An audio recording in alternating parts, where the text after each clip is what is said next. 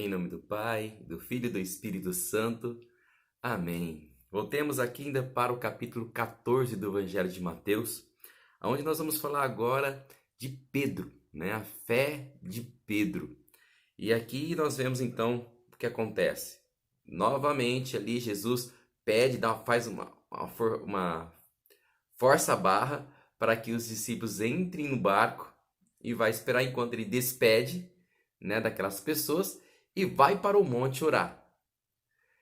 Mais uma vez Jesus provoca, né, permite uma situação para mostrar, porque era necessário mostrar, né, para os seus discípulos, para eles, esses milagres, para que aumentassem a fé deles.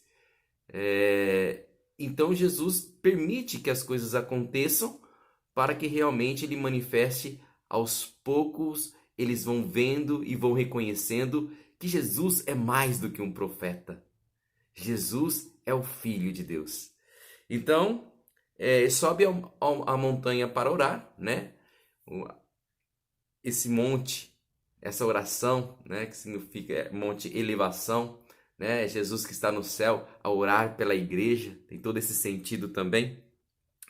E então o barco, em meios ali nas ondas, aquelas coisas, de repente, eles estão ali, de repente, Jesus, na quarta vigília, isso tem um sentido, né? Na quarta vigília da noite, depois eu vou explicar para vocês, ele se dirige então até eles, andando pelas águas. E é muito importante isso daí, porque eles começam a ficar atemorizados, né? Com medo, mas será que é um fantasma? Mas Jesus vai dizer para eles, né? Tendes confiança, eu sou, né? Sou eu, não tenhais medo. E aí Pedro, bom, se coloca, né? Olha a fé. Bom, se és tu, Senhor, então que eu também ande sobre as águas. Quer dizer, olha o milagre. Primeiro ali, Jesus, Deus, verdadeiramente homem, andando sobre as águas. Agora, um homem, Pedro, também vai andar sobre as águas. Para nós não termos dúvidas, né, que é um milagre.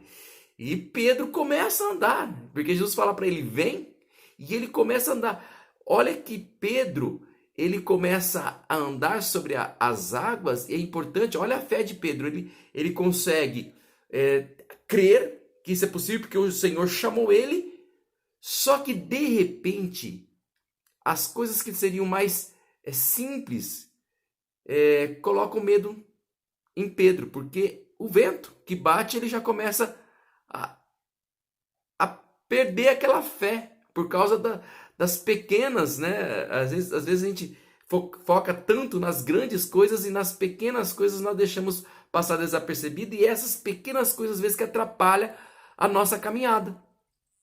Então, ele deixou pelo vento que foi ali batendo e começou então a afundar. Mas vem Jesus em socorro de Pedro, o toma pela mão e o ergue. Os dois, quando entram na barca, então o mar se cessa novamente. É muito importante todo esse sentido, que tem um sentido também para nós como igreja, ao pensarmos assim, nesse evangelho, que a barca é a igreja. Os discípulos que ali estão somos nós, são os membros da igreja. Jesus que está no monte a orar, é Jesus que ora pela igreja.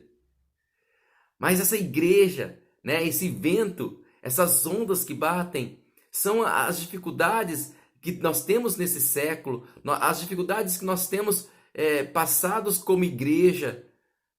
É o pecado que vem muitas vezes como a tentação, atrapalhar o nosso caminho. E então essa igreja, né, que vai ali como Pedro, de repente aqueles membros começam a crer, a ter fé e começam a vencer as batalhas, mas acaba esquecendo, né? É como se fosse, a gente foca no pecado grave e acaba esquecendo os pecados pequenos. E quando nós vamos então acumulando aquilo, vai fazendo mal, mal, mal, e a gente cai, começa a afundar. Mas aí, na quarta vigília, que significa essa quarta vigília, né? É a glória de Deus. Nós podemos ter essa também, essa visão, esse sentido espiritual da palavra de Deus, né? A primeira vigília é a lei, quando foi nos dada ali no Pentateuco, então as leis do Antigo Testamento. Depois a segunda vigília, podemos colocar aí os profetas que anunciavam o Cristo. A terceira, o Cristo vivendo e a sua história, né? O Cristo encarnado e vivendo toda a sua história até os tempos atuais. E a quarta é a glória de Deus, é a ressurreição, o Senhor vindo em nosso favor. Então é Ele que vem em favor da igreja e pegar essa igreja e erguer no último tempo, nos últimos segundos. É o Cristo glorioso que vem reerguer a igreja. Então, no final dos tempos. Então tem todo esse sentido a quarta vigília, né? E subindo na barca, quando Jesus ele entra nesse tempo, quando Jesus entra na barca, então cessa-se o medo. Dá-nos a paz. E que paz, né? É a paz, aquela paz da sétima morada, como diz Santa Teresa d'Ávila. É quando o nosso coração ou a igreja realmente tem essa paz do Senhor, a paz verdadeira, a paz de Jesus. Esse sentido mesmo da santidade da igreja. E é muito importante que isso leva os discípulos a reconhecer que Jesus é quem?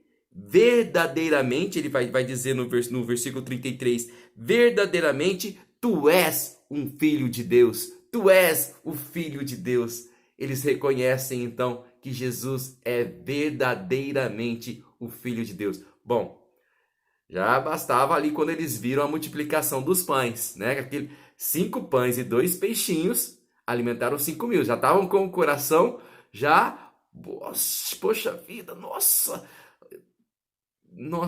é Deus.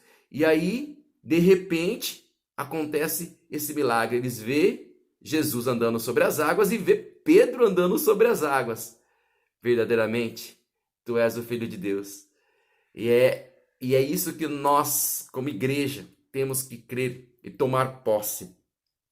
No finalzinho, então, ali no versículo 35, vai dizer que os habitantes daquele lugar reconheceram e espalharam a notícia da sua chegada por toda a região. E lhe trouxeram todos os doentes, né? Vendo aquele milagre dos pães, tendo saciado a fome deles, traz mais gente, vai vindo mais gente. E rogando-lhe somente tocar a orla de sua veste, né? Aprenderam aí com a hemorroísa que tocou e pediu, né?